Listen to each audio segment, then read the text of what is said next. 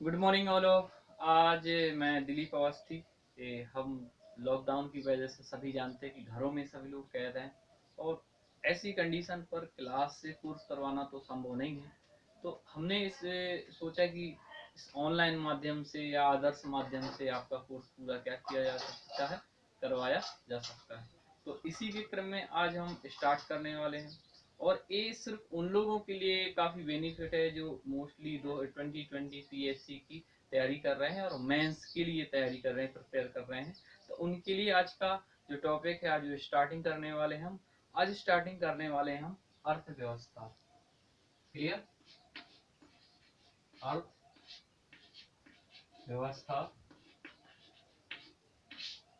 Clear? अर्थव्यवस्था या economy, अर्थशास्त्र। क्लियर? अर्थशास्त्र या इकोनॉमी। यहाँ अगर हम इकोनॉमी पढ़ें तो लगभग 30 नंबर की यूनिट्स है, 30 नंबर की यूनिट्स है। क्लियर? कुछ खास ही सिलेक्टेड चीज ही पढ़ना है इसमें और अदर्स नहीं पढ़ना है। तो सबसे पहले अगर हम बात करें अर्थव्यवस्था को समझने के लिए, हमें तो सबसे पहले समझना पड़ेगा कि आखिर अर्थव्यवस्था है क्या। अर्थव्यवस्था व्यवस्था क्या है, इसका आंसर हमें ढूंढना पड़ेगा। अगर हम इसका आंसर ढूंढें कि अर्थव्यवस्था क्या है, तो इसे कई तरीके से डिफाइन किया है। अलग अलग लोगों ने अलग अलग तरीके से इसको क्या किया है, इसको डिफाइन किया है। अर्थव्यवस्था को इस तरीके से परिभाषित करते, इस तरीके से परिभाषित करते हैं। लेकिन अगर देखा जाए तो सभी लोगों का एक ही बिंदु रहा है परिभाषित करने में कि यहाँ पर जो केंद्र है ये सेंट्रल पॉइंट है और सेंट्रल पॉइंट में इकोनॉमी यानी इकोनॉमिक इकोनॉमिक गतिविधि यानी आर्थिक गतिविधियों को केंद्र बिंदु मानते हैं। क्या मानते हैं? आर्थिक गतिविधियों को केंद्र बिंदु मानते हैं। उस केंद्र बिंदु मानने के बाद यहाँ पर देखते हैं व्यवस्थाएं बनाते हैं। व्यापारिक व्यापारिक घरेलू बाजार, सरकार के सीमित संसाधन, सरकार के सीमित संसाधन का किस तरीके से प्रयोग किया जा सके, सरकार की सीमित संसाधनों का किस तरीके से प्रयोग किया जा सके। और उस प्रयोग में यहाँ पर केंद्र बिंदु क्या रखा गया है, यहाँ पर केंद्र बिंदु रखा गया है इकोनॉमिक एक्टिविटी यानी उससे आर्थिक फायदा हो।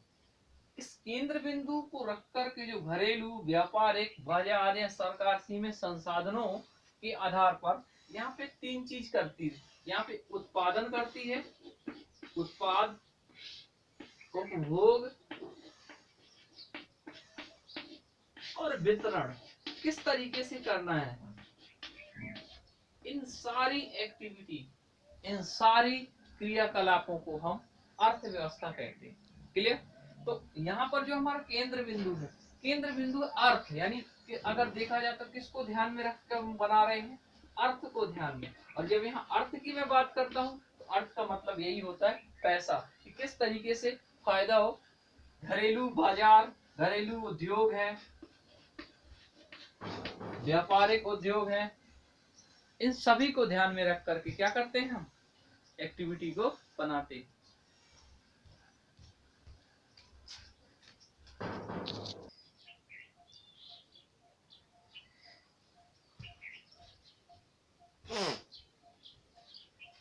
अभी तक देखा कि हमने अर्थव्यवस्था में केंद्र में अर्थ को ध्यान में करके क्या करते हैं, व्यवस्थाएं करते हैं।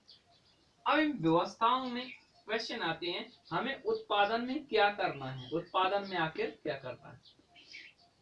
इकोनॉमी में ये होता है आपको क्या करना है, आप कोई नया बिजनेस शुरू करना चाहते हो तो आपके दिमाग में सबसे पहले तो क्वेश्चन ये आएगा हमें करना क्या है, उत्पादन क्या करना है।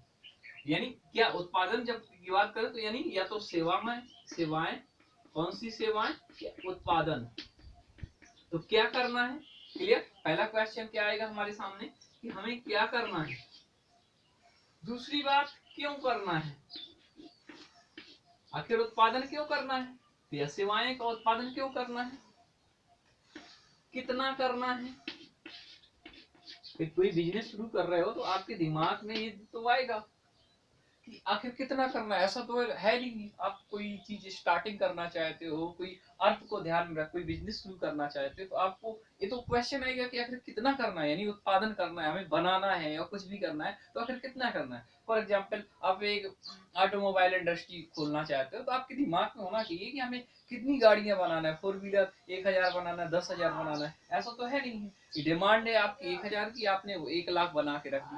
आपके सामने क्वेश्चन क्या करना है, क्यों करना है, आखिर क्यों जरूरी, क्यों, कितना करना है, और सबसे ज्यादा इंपॉर्टेंट है किसके लिए करना है, किसके लिए करना है।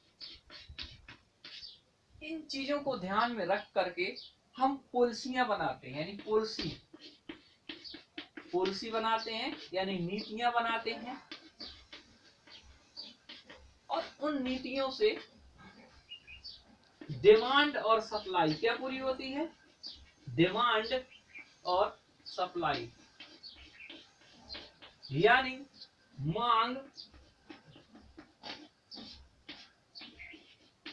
और पूर्ति होती है। उस सारी एक्टिविटी को क्या करना है, कैसे करना है, इन पॉलिसियों के अकॉर्डिंग कितनी डिमांड है, कितनी सप्लाई करना है, इन सब चीजों को ध्यान में रख करके इन चीजों को जो नीतियां बनाई जाती हैं, जो नीति निर्धारित की जाती हैं, और वो नीति किसको ध्यान में रख करके, अर्थ को ध्यान में रख करके, यही हमारी अर्थव्यवस्था है। क्लियर? यही हमारी क्या है, अर्थव्यवस्था है। जब इन सारी चीजों को ध्यान में रख करके हम क्या करते हैं, हम व्यवस्थाओं का डेवलप करते हैं, निर्माण करते हैं, उत्पादन करते हैं, बाजार के अकॉर्डिंग मांग और डिमांड की पूर्ति करते हैं, तो हमारी क्या कहलाती है, अर्थव्यवस्था।